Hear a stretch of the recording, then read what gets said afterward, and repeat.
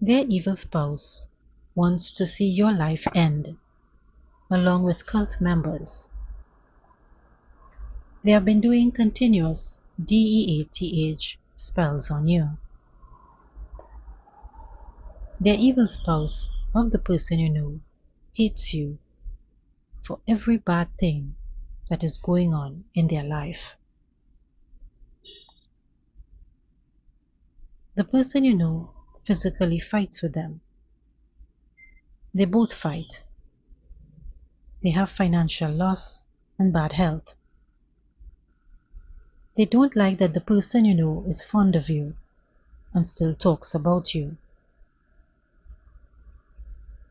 Every time they argue and fight, the person you know says your name and compares you as better.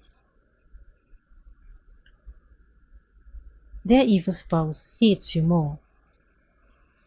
They think you're doing black magic to get the person you know to go back to you. But you're not doing anything. Their evil spouse got a dark witch or warlock who communicates with the dead. Those types of dark witches and warlocks are called necromancers. The witch or warlock told the evil spouse to make half payment first, and after they completed the evil ritual, they would pay them the last half. The witch or warlock assured the evil spouse that the work they do will be very successful.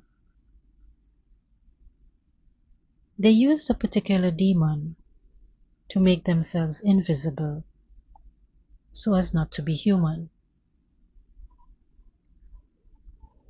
Some of you will see a bird, a black or brown bird that keeps coming to your home, making loud noises. Or they can come as a frog. That is the dark witch or warlock in the form of a bird or frog to monitor you, to know if their ritual is in effect. They wanted you and your family to be in chaos and confusion and sickness. That demon the dark witch or warlock called on made them hidden in plain sight, so they wouldn't be seen as a human. You will think it's only a bird or a frog. This is shape-shifting.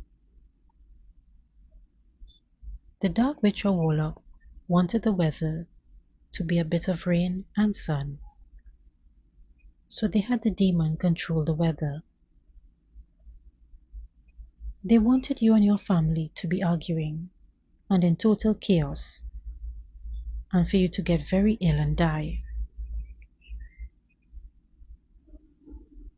The evil spouse of the person you know has paid for all this to be done to you because they are jealous that the person you know thinks about you, talks about you, and tells them that they want to go back to you because life was better with you. The evil spouse believes that once you die, the person you know will put all their focus and love back on them. You have moved on for quite some time, and your life is a whole lot different. You didn't even know all this was going on. Now that you do, you don't care. The evil spouse told the cult members and people they know that you want the money of the person you know, that you only want to depend on the person you know. But you know that the person you know didn't have much money, and they wanted to depend on you. So the evil spouse can lie all they want. You don't know them and they don't know you. Their relationship isn't going good, and the evil spouse blames you. You laugh to yourself because it's been a long time that You've moved on. You're nowhere around these people. You are focused on your divine purpose. The person you know drinks a lot. They both do. They do physically fight. And the person you know cheats and betrays them. And their evil spouse believes it's all your fault. This is crazy. Their evil spouse spreads her own gossip that you are doing black magic for sure.